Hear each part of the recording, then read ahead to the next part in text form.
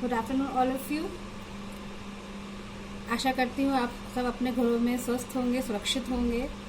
जैसा कि आप सब जानते हैं कि इस टाइम जो पूरा देश है, बल्कि पूरा विश्व बहुत ही गंभीर महामारी से गुजर रहा है।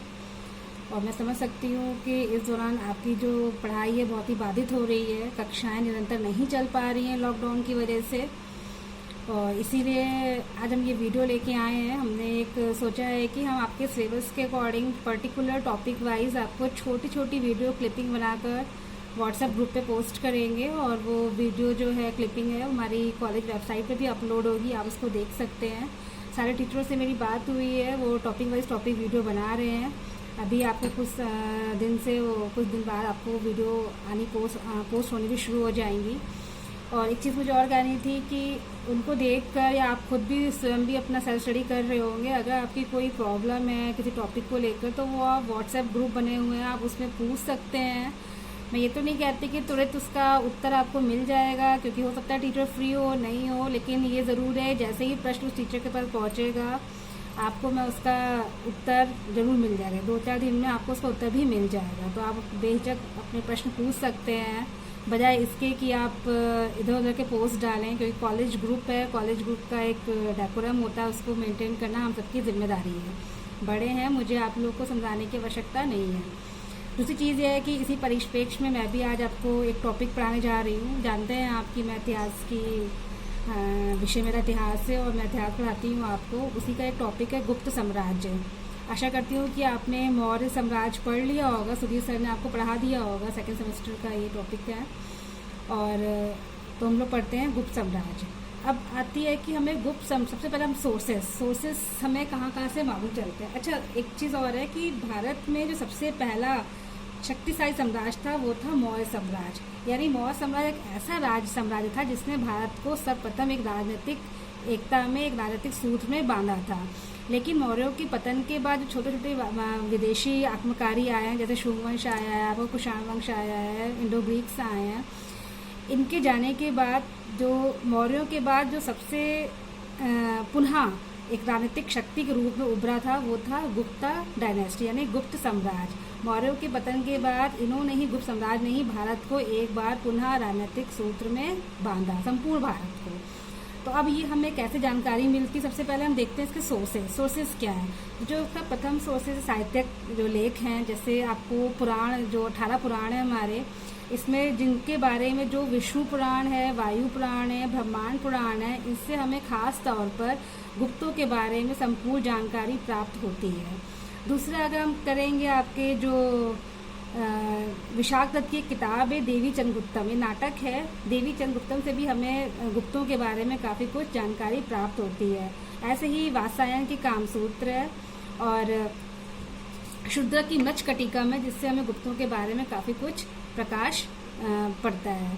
इसके बाद हम आते हैं अभिलेख। ये तो थे आपके कुछ किताबें थी जिनके से हमें गुप्तों के बारे में मालूम चलता है, लेकिन ऐसे ही होते हैं अभिलेख जिससे भी हम गुप्तों के बारे में बहुत कुछ जान सकते हैं। जैसे आपने अगर पढ़ा होगा समुद्रगुप्त का एक बहुत ही प्रसिद्ध अभिलेख है प्रयाग प्रशस्ति, जो कि इलाहाबाद में है। अच्छा, मैं बता दूं आपको कि सबसे पहले जो ये प्रयाग प्रशस्ति अभिलेख था ये कौशाम्बी में था, कौशाम्बी में स्थापित था। इसको इलाहाबाद यानी प्रयाग में लाने वाला कौन था? अकबर। कौशाम्बी से प्रयाग में कौन लेके आया? प्रश्न पूछता है कि ऐसा कौन सा शासक था जो प्रयाग प्रशस्ति को प्रयाग प्रशस्ति जिसने इलाहाबाद में स्थापित किया, तो वो था अकबर। पहले ये कहाँ था? कौशाम्बी में था। ठीक है, तो इससे हमें बहुत कुछ जानकारी प्राप्त होती है। समुद्रगुप्त का एक दरबारी कवि था हरिसेन, जिसने इस अभिलेख को लिखवाया था। अभिलेखों में जनरली क्या होती है, उसी राजवंश के शासकों की प्रशंसा ही होती है, उनके बारे में उससे जानकारी दी होती है। और तो सबसे ये थे आपका कुछ सोर्सेज थे। दूसरा आता है आपका मुद्राएं। मुद्राओं से भी हमें बहुत कुछ मालूम चलता है। मुद्राओं से हमें मालूम चलता है कि वहाँ की आर्थिक स्थिति कैसी थी। जैसे कि हमने पढ़ा है, हिस्टोरियंस ने प्रेडिक्शन भी किया है, कहा है कि सबसे ज़्यादा जो सोने के सिक्के मिले, में साक्ष्य मिले भी हैं। राजस्थान में एक जगह आती है, मैं उस जगह का नाम भूल रही हूँ, उसमें शायद बयाना, वहाँ सबसे ज़्यादा सोने के सिक्के मिले हैं। तो इससे हम ये अनुमान लगा सकते हैं कि जो गुप्तों का जो समय था वो बहुत ही समृद्धशाली था, बहुत आर्थिक दृष्टिकोण से बहुत ही मजबूत था, क्योंकि सबसे ज़्यादा सोने के सिक्के में गुप्त साम्राज्य से ही मिले हुए हैं। जिससे हम अनुमान लगा सकते हैं कि वहाँ की आर्थिक स्थिति बहुत ही सुदृढ़ थी, बहुत ही अच्छी थी। बहुत विकसित थे, क्योंकि गुप्त तो प्राचीन भारत के इतिहास में गुप्त साम्राज्य को ही भारत का स्वर्ण काल कहा जाता है।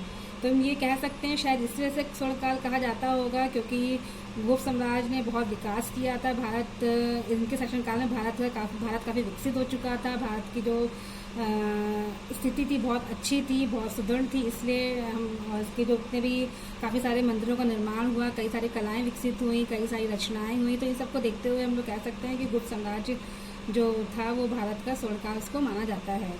अब आता है सवाल यहाँ की गुप्तों की जो संस्थापक थे, यानी गुप्त साम्राज्य की स्थापना किसने यहाँ की थी।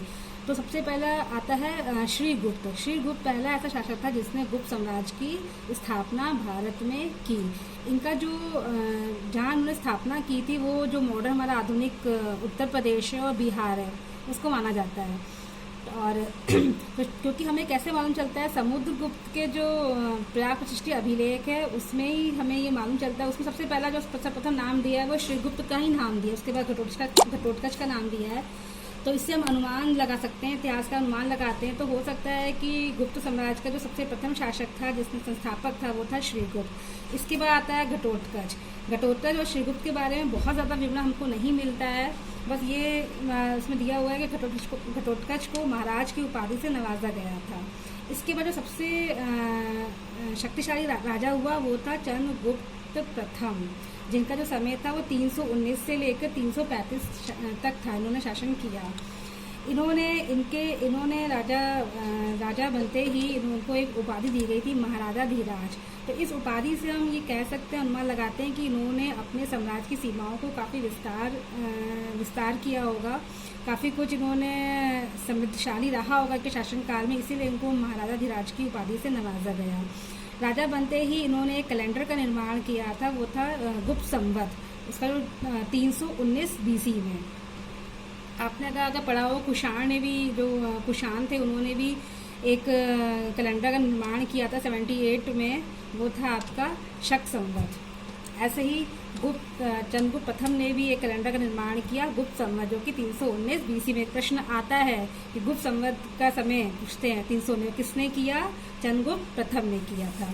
और चंद्रगुप्त प्रथम ने राजा बनते ही सबसे पहला क्या किया, इसने वैवाहिक संबंध स्थापित किया, यानी मैट्रिमोनियल अलायंस। क्यों इसने ऐसा किया, ये जानता जो भी उस टाइम की मजबूत राजनीतिक शक्तियाँ थी, इसने उससे विवाह, उनकी बच्चियों से, उनकी राजकुमारी से विवाह किया ताकि उनका पूरा सपोर्ट उनको मिले। तो इसने सबसे पहले जो लक्ष्मी राजकुमारी थी, कुमार देवी, उससे विवाह किया इसने। उससे विवाह करने के बाद क्योंकि उस टाइम के जो लक्ष्मी थे बहुत ही राजनीतिक शक्ति में बहुत मजबूत थे, वी माने जाते थे, तो उन्होंने उनसे विवाह किया उनकी राजकुमारी से, ताकि उनका भी पूरा सपोर्ट इनको मिला। और उनके सपोर्ट से इन्होंने गुप्त साम्राज्य की जो शासन था काफ़ी मजबूत और कर लिया था। तो चंद्रगुप्त प्रथम के बाद आपका आता है समुद्रगुप्त, जिनका शासनकाल था 335 से 375। पूरे गुप्त साम्राज्य का शासनकाल था 275 BC से लेकर 510 तक, यानी 275 BC से 510 BC तक पूरे गुप्त साम्राज्य का शासनकाल माना जाता है। यहाँ मेरे पास बोर्ड नहीं है, मैं अपने घर पे हूँ, बोर्ड अवेलेबल नहीं है, इसलिए मैं आपको उसे बता रही हूँ। आप लोग परेशान मत होइएगा, जो भी मैं बोल रही हूँ उसके रिटर्न नोट्स भी मैं आपको व्हाट्सएप कर दूँगी, तो खाली आप सुनिए और खुद प्रयास ये करिए, खुद अपने नोट्स बनाइए। फिर दूसरा आता है आपका समुद्रगुप्त। समुद्रगुप्त को जो प्रश्न आता है कि नेपोलियन ऑफ इंडिया कहा जाता है, किसको कहा जाता है, ये प्रश्न आता है, बार बार पूछा भी गया आपके डीलेट के सिलेबस में। तो वो कौन था, समुद्रगुप्त। समुद्रगुप्त किसने कहा है नेपोलियन ऑफ इंडिया, वो थे V.A. स्मिथ ने। जिस तरह से नेपोलियन फ्रांस का शासक था, जिस तरह नेपोलियन ने अपने साम्राज्य को काफ़ी विस्तार किया, काफ़ी उन्नति की, वैसे ही समुद्रगुप्त ने भारत में अपने साम्राज्य की, यानी गुप्त साम्राज्य की काफ़ी विकसित किया, उसकी काफ़ी सीमाएं दूर दूर तक लेकर संपूर्ण भारत में स्थापित किया गुप्त साम्राज्य। किसने किया, समुद्रगुप्त ने, इसीलिए इनको Napoleon of India V.A. Smith ने कहा। समुद्रगुप्त के एक सिक्कों में हमको वीणा बजाते हुए मिले हैं, तो इसका हम लोग ये अनुमान लगाते हैं कि समुद्रगुप्त को कलाओं का भी शौक था। इन्होंने ना खाली सीमाओं को विकसित किया, बल्कि कई कलाएं भी इनके समय में विकसित हुई हैं, जैसा कि इनके सिक्कों में हमको मिला है। समुद्रगुप्त ने निसंदेह अपने साम्राज्य की सीमाओं को काफ़ी बढ़ाया था, क्योंकि इनके जो अभिलेखों में हमें मिलता है कि इन्होंने उत्तर भारत में 9 राजाओं को हरा के राज जीता और दक्षिण भारत में 12 राजाओं को हरा के उनका राज जीता, यानी उनके राज की सीमाओं को अपने साम्राज्य में मिला ली थी।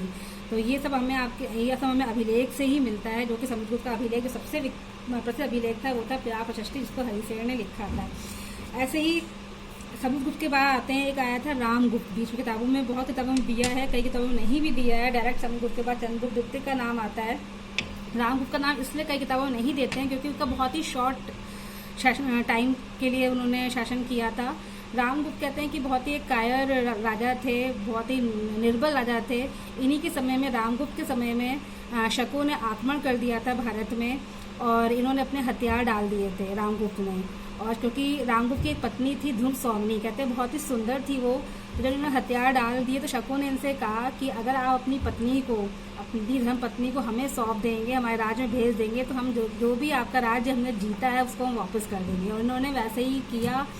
जब इस बात का पता चंद्रगुप्त द्वितीय को, जो कि रामगुप्त का भाई था, छोटा भाई था, चंद्रगुप्त द्वितीय को मालूम चला, वो बहुत ही, चंद्रगुप्त द्वितीय जो था बहुत ही वीर था, बहुत ही प्रतापी शासक था। समुद्रगुप्त के बाद जो सबसे प्रतापी शासक हुआ है गुप्त साम्राज्य में वो था चंद्रगुप्त सेकंड, यानी चंद्रगुप्त द्वितीय।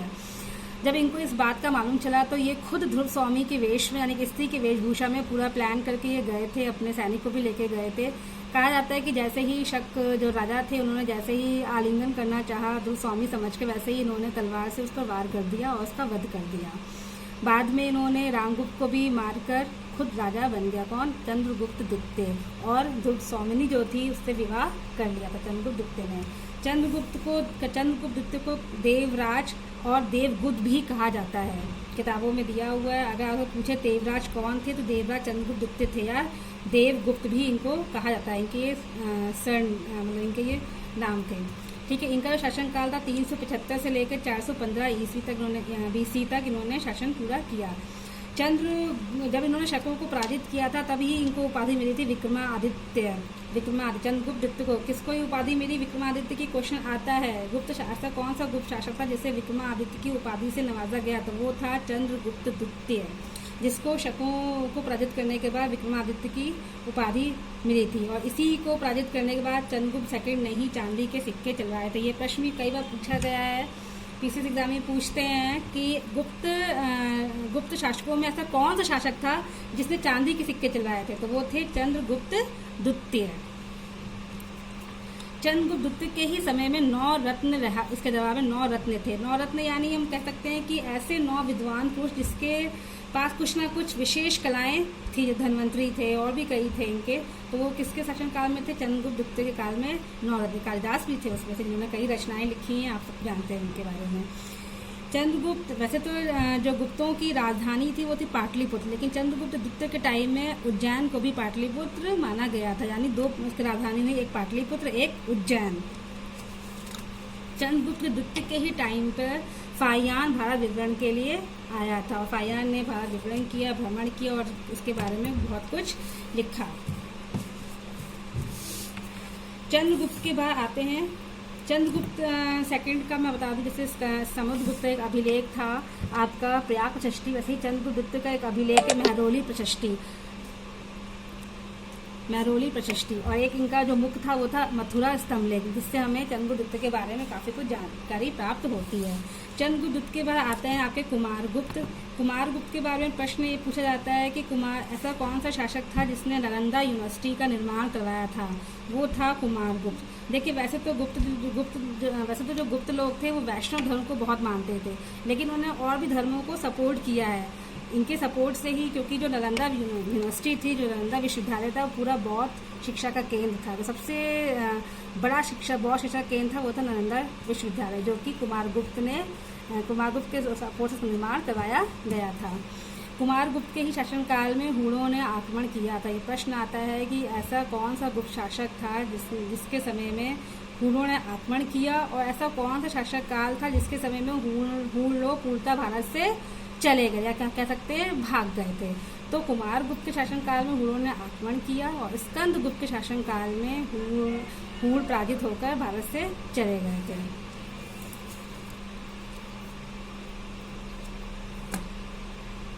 स्कंदगुप्त ने ही जो आपका सुदर्शन झील है उसका जीर्णोद्धार कराया था। आपने पढ़ा होगा, मौर्य जब पढ़ रहे होंगे आपके सर ने पढ़ाया होगा कि सुदर्शन झील था जिसका निर्माण रुद्रदामन ने करवाया था। यानी जो चंद्रगुप्त मौर्य थे, मौर्यों ने सुदर्शन झील का निर्माण करवाया था, जिसका जीर्णोद्धार यानी फिर से उसका जो दोबारा से मरम्मत कह सकते हैं किसने करवाई थी, रुद्रदामन ने करवाई थी। और उसके बाद फिर से किसने करवाई है सुदर्शन झील का निर्माण, स्कंदगुप्त ने जीर्णोद्धार करवाया था। किसने? सुदर्शन झील। क्वेश्चन आता है कि ऐसा कौन सा गुप्त शासक था जिसने सुदर्शन झील का निर्माण यानी जीर्णोद्धार पुनः निर्माण करवाया था यानी मरम्मत करवाई थी, वो थे स्कंदगुप्त। अब आता है, देखिए मेन में ये गुप्त शासक यही थे आपके। जो अब आता है कि प्रश्न उठता है कि गुप्त साम्राज्य का अंतिम शासक कौन था, तो वो थे विष्णुगुप्त। किसी किताब में आपको विष्णुगुप्त मिलेंगे, किसी किताब में आपको कुमारगुप्त तृतीय भी मिलेंगे, लेकिन वैसे विष्णुगुप्त आंसर सही है। जो अंतिम शासक थे वो थे विष्णुगुप्त। एक इनका शासक आता है, इनसे पहले थे भानुगुप्त। उनका इसलिए मतलब प्रसिद्ध है, कई बार प्रश्न आते हैं, जो उनका एक अभिलेख था एरण अभिलेख। ये क्यों इम्पोर्टेंट रखता है, क्योंकि एरण अभिलेख ऐसा अभिलेख है जिसमें सबसे पहले हमें भारत में सती होने का जो साक्ष्य प्रमाण है वो हमें इसी अभिलेख से मिलता है। पहला सती होने का प्रमाण वो था भानुगुप्त का एरण अभिलेख। तो आज हम यहीं तक अपना ये वीडियो को ख़त्म करते हैं। अब मैंने आपको गुप्तों के हर एक लाइनेज बताया है कि सबसे पहला गुप्त का था, किसने क्या क्या किया है और अंतिम शासक कौन थे। इसके बाद हम नेक्स्ट वीडियो में देखेंगे कि इन्होंने भारत में कहाँ कहाँ राज्य किया है। वैसे संपूर्ण भारत में इन्होंने राज्य किया हुआ है और इसीलिए इनको प्राचीन भारत का स्वर्णकाल भी कहा जाता है। और आपको बताया मैंने इनकी राजधानी क्या थी, एक थी पाटलिपुत्र, एक थी उज्जैन। अब आता है इनकी भाषा क्या थी। वैसे उनकी भाषा मुख्यतः तो संस्कृत थी और प्राकृतिक भी थी, लेकिन जो राजकोष भाषा थी वो थी उनकी संस्कृत। इसलिए इनके सारे जितने भी किताबें मिली हैं, जो लेख मिले हैं, वो संस्कृत भाषा में ही हैं। ऐसे ही कुमारगुप्त का जो एक अभिलेख है, शिलालेख है, मंदसौर शिलालेख, ये बहुत ही इंपॉर्टेंट है। कभी पूछते हैं कि मंदसौर शिलालेख किसका है, वो कुमारगुप्त प्रथम का है। इससे भी हमें इन लोग के बारे में काफ़ी कुछ प्रकाश मिलता है, गुप्तों के बारे में जानकारी प्राप्त होती है। आज के लिए इतना ही, बाकी मैं फिर आपको उसके आगे के बताऊंगी और उसका जो नोट्स है वो मैं आपको व्हाट्सएप कर दूंगी और आप उसको देख सकते हैं। बल्कि मैं आपसे यही कहना चाहूँगी कि आप कॉलेज नोट्स को भी देखिए, अपने स्वयं के नोट्स भी बनाइए। अपना बिल्कुल भी जो लॉकडाउन का समय चल रहा है उसको व्यर्थ ना करें, अपनी पढ़ाई निरंतर रखें, ताकि आने वाला जो समय बहुत ही टफ कंपटीशन है, आपको अभी ये भी क्रॉस करना है, उसके बाद टेट क्रॉस करना है, उसके बाद शिक्षक भर्ती परीक्षा क्रॉस करनी है। तो ये आपका इसको एक आप बहुत मूल्यवान समय जानकर निरंतर अपना प्रयास करते रहें। धन्यवाद।